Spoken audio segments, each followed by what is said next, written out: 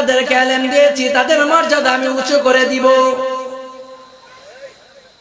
আল্লাহ রাব্বুল আলামিন বলতেছেন যাদেরকে ইলম দিয়েছেন, দ্বীনি ইলম দান করেছেন, কোরআনের জ্ঞান দান করেছেন, তাদের মর্যাদা উঁচু হবে।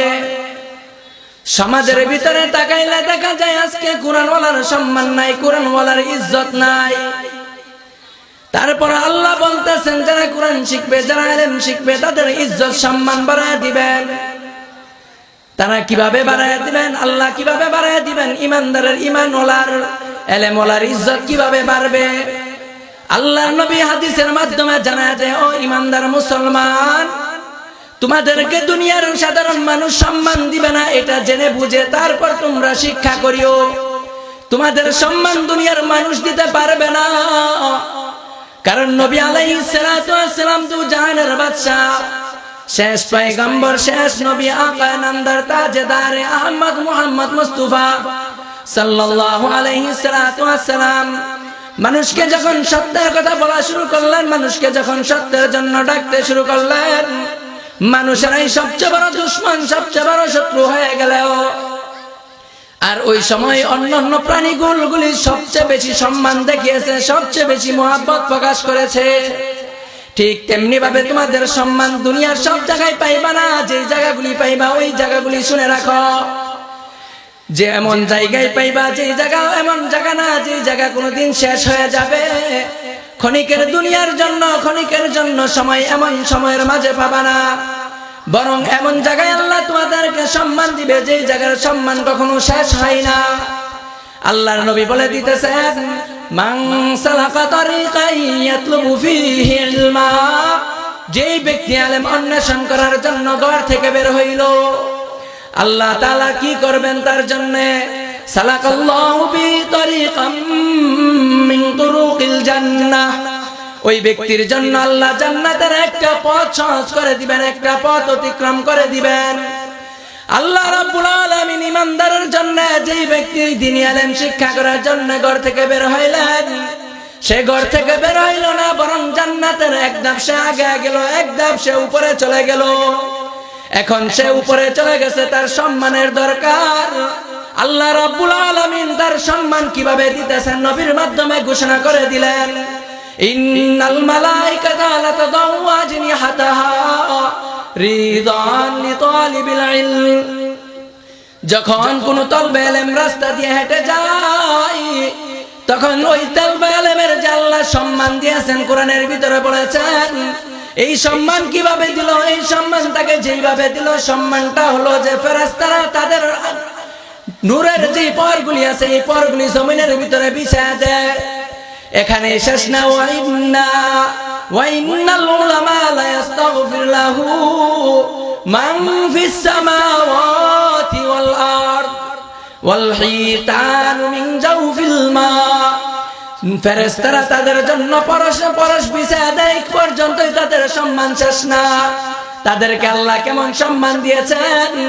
এমন সম্মান আল্লাহ রাব্বুল আলামিন তাদেরকে দিয়েছেন যে সমুদ্রের মাছগুলিও তাদের জন্য ক্ষমা প্রার্থনা করে। সমুদ্রের মাছগুলি ক্ষমা প্রার্থনা করে এই পর্যন্ত না, বরং সমুদ্রের মাছের সাথে সাথে আসমান জমিনের মাঝখানে যত মাখলুকাত আছে, সমস্ত মাখলুকাতগুলি তাদের জন্য ক্ষমার দোয়া করতে থাকে। এটা তো দুনিয়ার ভিতরে আল্লাহ তাআলা যে সম্মান দিয়েছেন, এই সম্মান আল্লাহর নবী প্রকাশ করে দিলেন। এখন আসেন শুনি যে আল্লাহর নবীকে, আল্লাহর নবীর মাধ্যমে এই ইমানদার জ্ঞানী লোকদেরকে যারা দ্বীনের ইলম শিক্ষা করেছে, পরকালে তাদের সম্মান কেমন? আল্লাহর নবী বলেন, মান ক্বারাআল কুরআন ওয়া আমিলা বিমা ফীহি, যাদেরকে আল্লাহ কোরআন শিক্ষা করার তৌফিক দিল, যারা কোরআন শিক্ষা করার পর ওই কোরআন অনুযায়ী আমল করে, উলবিসা ওয়ালিদা, তাদের মাতা পিতাদেরকে এমন একটা টুপি দেওয়া হবে, তা যাই ইয়াউমাল কিয়ামা, কাল কিয়ামতের দিন এমন একটা মুকুট পরায় দেওয়া হবে। কেমন কেমন একটা টুপি, কেমন মুকুট পরায় দেওয়া হবে? দাউ আহসানু মিন দাউইশ শামস, ওই টুপির ওই মুকুটের আলোটা এত বেশি থাকবে, আল্লাহর নবী বলেন যে ওই মুকুটের আওয়াজটা সূর্যের আলোর থেকেও বেশি আলোকিত হবে। কেমন আলো হবে? আল্লাহর নবী উপমা দিয়ে বলতেছেন, ফি বুয়ুতিদ দুনিয়া লাউ কানাত ফিকুম।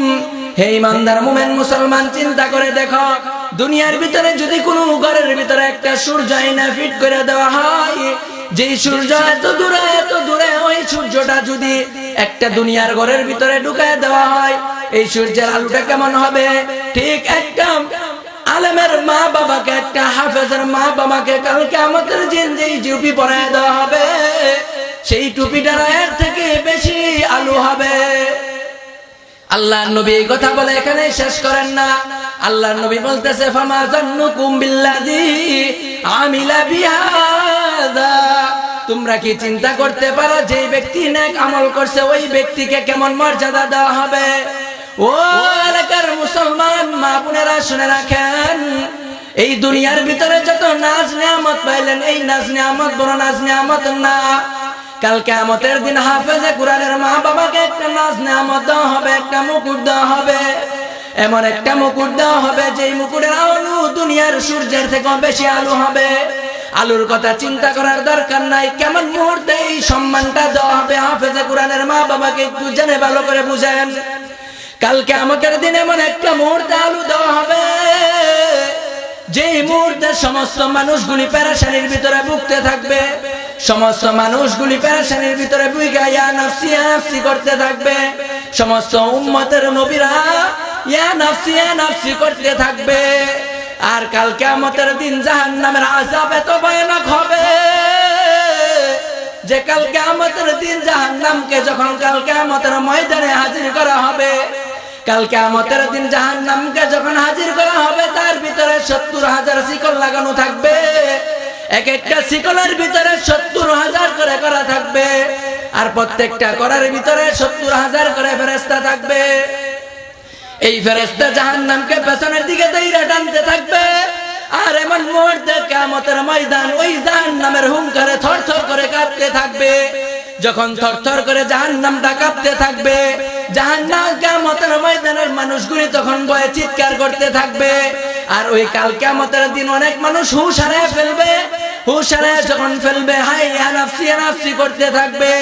আর এই জাহান্নামের শিকলের ওজনগুলি কেমন? আল্লাহর নবী বলেন, যদি এই শিকলটার একটা করা দুনিয়ার ভিতরে যদি মানুষের কোনো একটা পর্বতের উপরে রেখে দেওয়া হয়, তাহলে ওই পর্বতটা পানিতে পরিণত হয়ে যাবে, এতবার এত ওজন। ওগো পর্দার আড়ালের মারা, একটু চিন্তা করেন, কাল কিয়ামতের দিন যদি এমন কঠিন আযাবের সময় আপনার আমার মা বাবার মাথায় যদি একটা নূরের টুপি পরায় দেওয়া হয়, আর কি কোনো চিন্তা থাকবে কিনা? দুনিয়ার ভিতরে আল্লাহ ইজ্জতের মালিক, ওয়া তুইজ্জু মান তাশা ওয়া তুযিল্লু মান তাশা। আল্লাহ ইজ্জতের মালিক, ইজ্জত দিবেন। আজকে দুনিয়ার ভিতরে তাকায় দেখেন, দুনিয়ার কোন যুবক কোন লাইনে এমন ইতিহাস নাই যে ইতিহাস সারা বিশ্বের মাঝে এক হয়েছে। কিন্তু প্রতি বছর আল্লাহর রহমতে, আল্লাহর শুকরিয়ায় বাংলাদেশের অনেক হাফেজে কোরআন, এমন অনেক হাফেজে কোরআন আছে প্রতি বছর বিশ্বের দরবারে ১ নাম্বার হয়।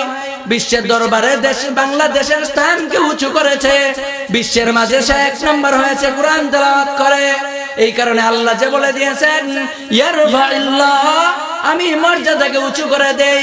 দুনিয়ার ভিতরে তো মর্যাদা উঁচু হইল, কাল কিয়ামতের দিন আল্লাহ কুরআন ওয়ালাদেরকে ডেকে ডেকে বলবেন, ইকালু লিসাহিবিল কুরআন ইকরা ওয়ারতাকি। ও ইমানদাররা, যারা দুনিয়ার ভিতরে কোরআন তেলাওয়াত করছিলা, আজকে কোরআন তেলাওয়াত করতে থাকো, সুন্দরভাবে তেলাওয়াত করতে থাকো, যেরকম ভাবে দুনিয়ার ভিতরে তেলাওয়াত করেছো তেলাওয়াত করতে থাকো, করতে থাকো। ফাইন্না মানজিলাকা আয়াতিন উখরা, যেই জায়গায় যাইয়া তোমার তেলাওয়াতের আয়াত শেষ হবে, ওই জায়গায় তোমার স্থান হবে। সুবহানাল্লাহ। কাল কিয়ামতের দিন হাফেজে কোরআনকে কি সম্মান দেওয়া হবে যে হাফেজে কোরআন কোরআন তেলাওয়াত করতে থাকবে। শেষ যখন নাকি কোরআন শেষ হবে, ওই যেই জায়গায় শেষ হবে ওই জায়গাটা হবে কাল কিয়ামতের দিন ওই কোরআন ওয়ালার আসন।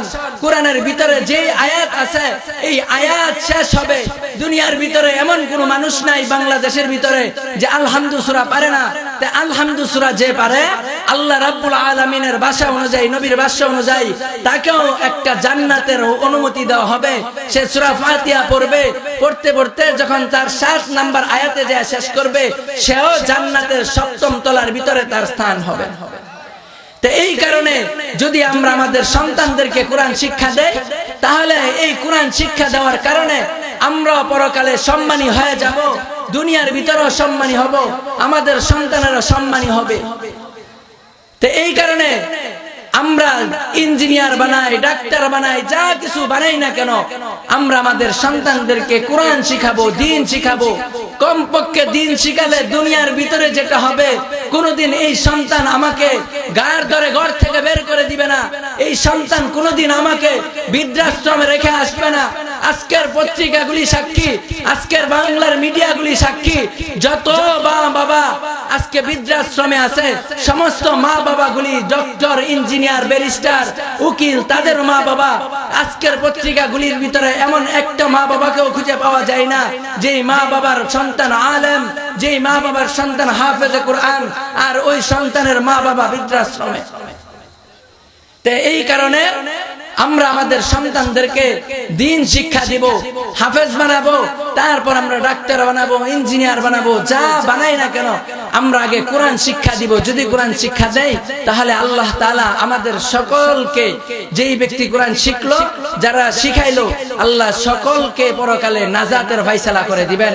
যে কথাগুলি বললাম, এই কথাগুলির উপর আল্লাহ তাআলা আমাকে এবং সাথে সাথে যারা শুনলেন সকলকে আমল করার তৌফিক দান করুক। ওয়া মা আলাইনা ইল্লাল বালাগ।